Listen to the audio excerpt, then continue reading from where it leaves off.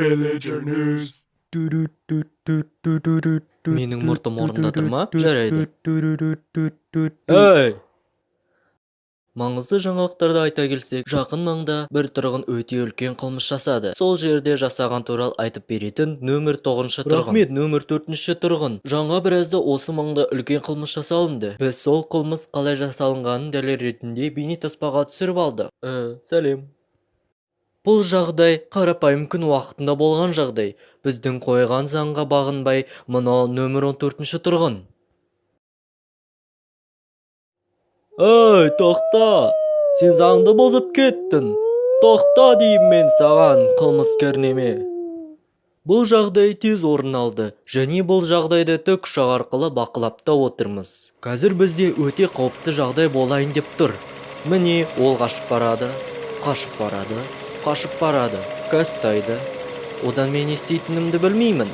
Ол сонда да қашып барады. Ойбуй, оған жан-жақтан полициялар қоршап жабылайын деп жатыр. Сендер соны көрдіңдер ма? Жоқ, мен тікұшақпын. Тоқта! Қойш! Ол қойшы деді.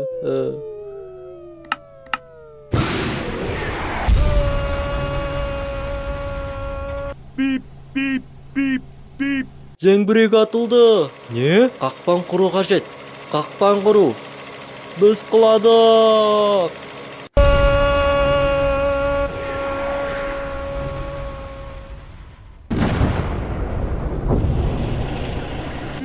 We're going down.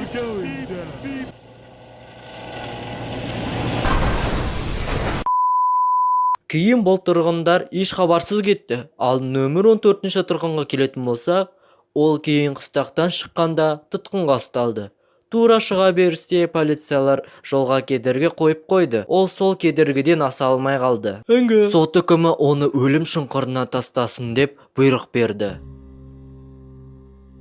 Бұл деген опасыздық.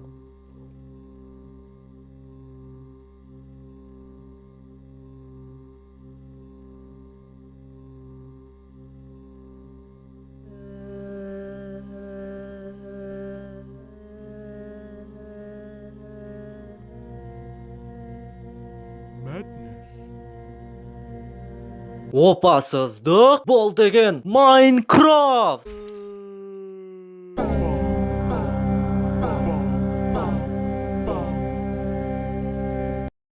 Негізінде бұл деген онша емес. Міне, бүкіл өмірі осылай аяқталды. Ендігі сөз кезек студияға. Сонымен болған бұл бүгінгі жаңалық тағы да